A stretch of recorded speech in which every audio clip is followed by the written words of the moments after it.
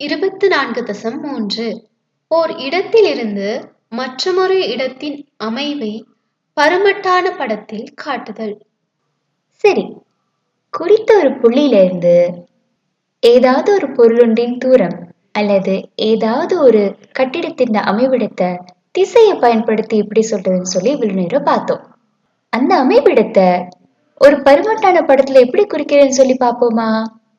சரி, இப்போ இந்த அரக்கர் இருக்கிற இடத்துல இருந்து டால்பின் அமைவிடத்தை எப்படி நாங்க ஒரு பருமட்டான படத்துல குறிக்கிறேன்னு சொல்லி பார்ப்போம்.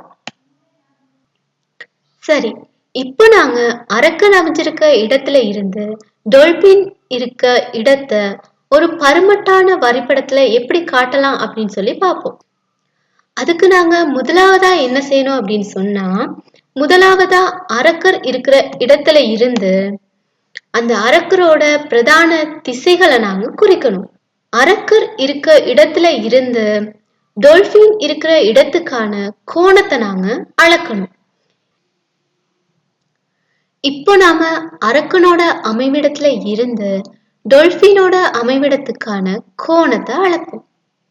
அந்த கோணம் 10, 20, 30, 40, 50 பாகை. அதே நேரம் அரக்கன் இருக்கிற இடத்துல இருந்து டால்பின் இருக்கிற இடத்துக்கான தூரம் 45 மீட்டர். இத எப்படி நாங்க ஒரு வரைபடத்துல காட்டலாம் அப்படின்னு சொல்லி இப்ப பார்ப்போம். சரி, இப்போ நாங்க அரக்கனோட அமைவிடத்தை O அப்படின்னு சொல்லி குறிச்சுக்குவோம். அதே மாதிரி டால்பினோட அமைவிடத்தை X அப்படின்னு சொல்லி குறிப்போம். இப்போ இதோட அமைவிடத்தை திசைகளை பயன்படுத்தி எங்களுக்கு குறிக்க தெரியும். அதன்படி O அப்படின்ற புள்ளியில இருந்து X அப்படிங்கிற புள்ளிக்கான திசை வடக்குல இருந்து 50 பாகை கிழக்கு.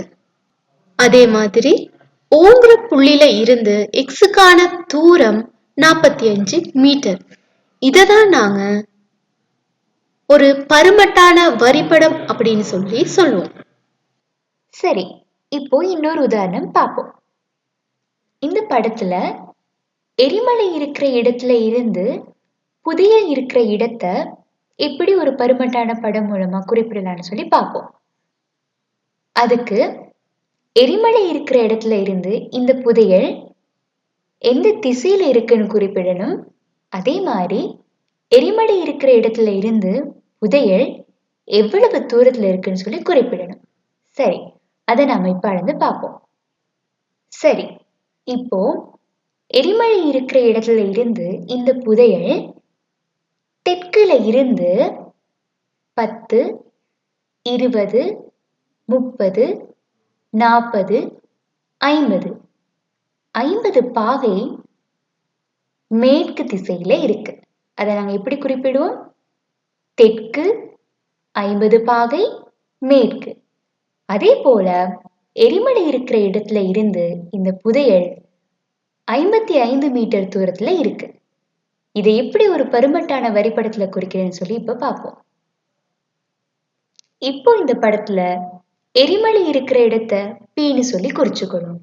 அதே மாதிரி புதையல் இருக்கிற இடத்த Qன்னு குறிச்சுக்கணும். அப்போ எரிமலை இருக்கிற இடத்துல இருந்து புதையல் இருக்கிற திசைய குறிப்போமா இருந்தா அது தெற்கு 50 பாகை மேற்காக இருக்கும். அதே போல எரிமலையில இருந்து புதையல் இருக்கிற இடத்துக்கான தூரம் 55 மீட்டர். அதையும் நாங்க இந்த படத்துல குறிப்போமா இருந்தா அதுதான் ஒரு பருமட்டான வரைபடத்துல அமைவிடத்தை குறிக்கிற முறையாக இருக்கும். தரப்பட்ட உருக்களை கவனியுங்கள்.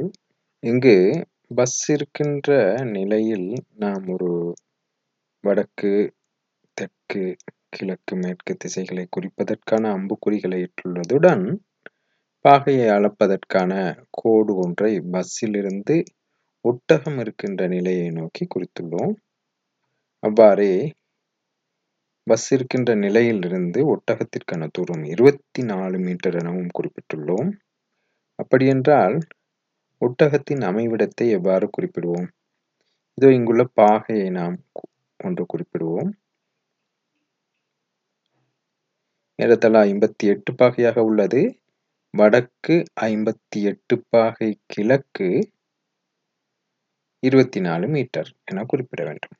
வடக்கு 58 பாகை கிழக்கு 24 மீட்டர் என குறிப்பிட வேண்டும்.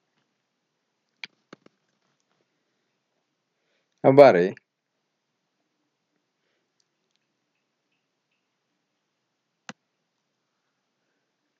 குரங்கு இருக்கின்ற நிலையை நாம் குறிப்பிட வேண்டுமென்றால் பஸ் இருக்கின்ற நிலையிலிருந்து தெற்கு இது எத்தனை பாகை குறிக்கின்றது என பார்க்க வேண்டும்.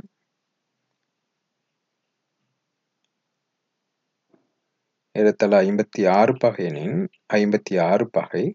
இந்த தூரம் யாதோ அந்த தூரத்தையும் நாம் குறிப்பிடுவோம். எனவே இவ்வாறு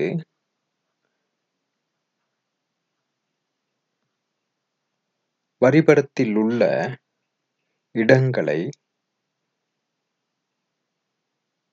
அதன் திசை, தூரம் என்பவற்றை கொண்டு அதன் அமைவிடத்தை விவரிக்க முடியும். மேலும் இங்கு தரப்பட்ட படத்தை கவனியுங்கள். பஸ் இருக்கின்ற நிலையிலிருந்து குதிரை ஒன்று இருக்கின்றது. அதற்கான நிலையை அவதானித்து அதன் அமைவிடத்தை எவ்வாறு விவரிப்போம் என கவனியுங்கள். அதன்படி இது வடக்கு என்றால் இது தெற்கு திசைதானே. தெற்கு 60 பாகை மேற்கு. வடக்கு மாத்திரமே இங்கு காட்டியுள்ளோம். ஏனைய திசைகளை நாம் கண்டுபிடிக்கலாம். கிழக்கு, தெற்கு, மேற்கு. எனவே தெற்கு 60 பாகை மேற்கு 29 மீட்டர் என குறிப்பிடுவதுதான் இந்த குதிரையின் அமைவிடமாகும். இவ்வாறு வரிபடத்திலும் நாம் காட்டலாம். வரிபடத்தில் காட்டும் போது நாம் புள்ளிகளாக காட்டலாம். பஸ் நிலையை B என, குதிரையின் நிலையை H என எழுத்துக்களால், ஆங்கில எழுத்துக்களால் குறிப்பிட்டு இந்த வரிபடத்தை வரைய முடியும். இங்கு உண்மையாக என்ன செய்யப்படும், கோணத்தை எவ்வாறு அளவிட வேண்டும் என்பதற்காக ஒரு கோணத்தை அளவிடுவதற்கான பாகைமானியும் வைக்கப்பட்டுள்ளது, வைத்து காட்டப்பட்டுள்ளது. எனவே இதுதான் இங்கு ஒரு அமைவிடத்தை காண்கின்ற முறையாகும். இதனை பயன்படுத்தி நாம் உண்மையான வரிபடத்திலும் கூட, அதாவது மேப்பிலும் கூட எமக்கு இடங்களை, தூரங்களை கண்டுபிடிக்க முடியும். உண்மையான மேப் ஒன்றை வரைவதற்கு இது போன்ற விபரங்களைத்தான் பயன்படுத்துகின்றார்கள் என்பதும் குறிப்பிடத்தக்கது. உதாரணமாக இந்த பஸ் இருக்கின்ற நிலையம் கொழும்பை குறிக்கின்றது என்றால், இந்த ஒட்டகம் இருக்கின்ற நிலை ஒரு கிழக்கு பகுதியில் உள்ள ஒரு பிரதேசத்தை குறிக்கின்றன. நாம் இங்கு கொழும்பை அமைவிடமாக காட்ட வேண்டியதும், இங்கு கிழக்கு பகுதியை அமைவிடமாக காட்ட வேண்டியதுமே அங்கு வரைபடத்தில் காட்டப்படுகின்ற விதமாகும். உதாரணமாக நாம் அதிலும் ஒன்றை எடுத்து பார்ப்போம். இதோ உண்மையான இலங்கையின் பாதை வரிபடத்தின் ஒரு பகுதி காட்டப்பட்டுள்ளது.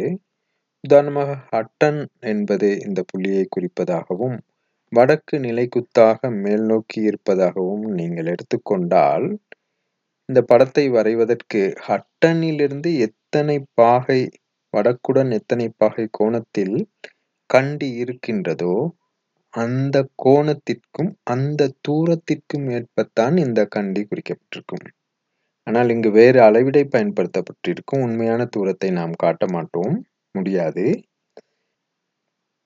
உண்மை தூரத்தை பல மடங்கு குறைத்து ஒரு குறிப்பிட்ட விகிதத்தில் காட்டப்படும். அது தொடர்பாக நீங்கள் பின்னர் படிப்பீர்கள். உதாரணமாக பதுளை இங்கே குறிக்கப்படுகிறது என்றால், உண்மையில் ஹட்டனிலிருந்து பதுளைக்கான திசை என்னவோ அந்த உண்மையான திசை தான் இங்கும் அமையும். அந்த தூரம் உண்மையான தூரமாக அல்லாமல் அந்த உண்மையான தூரத்திற்கு விகிதமான ஒரு தூரமாக இது காணப்படும். நாம் தரம் 9 அந்த தூரங்களை எவ்வாறு இதற்கேற்ப மாற்றுவது, இந்த மாற்றிய தூரத்திலிருந்து எவ்வாறு உண்மை தூரத்தை காண்பது போன்றவற்றையெல்லாம் பார்ப்போம். சாராம்சம்: நிலைத்த புள்ளி ஒன்றிலிருந்து குறிப்பிட்ட தூரத்தில் அமைந்துள்ள புள்ளியின் திசை, அமைவை எடுத்துரைப்பதற்கும் அதே போல நிலைத்த புள்ளி ஒன்றிலிருந்து குறிப்பிட்ட இடமொன்றின் அமைவு, திசை, தூரம் என்பவற்றால் காட்டும் பருமட்டான வரிப்படத்தை வரைவதற்கும் வரிப்படத்தை கொண்டு அமைவை விவரிக்கவும் தேவையான ஆற்றல்களை பெற்றிருப்பீர்கள். இதுவரை நீங்கள் பெற்றுக்கொண்ட அறிவினை அடிப்படையாக கொண்டு பயிற்சி 24.2 மேற்கொள்ளலாம்.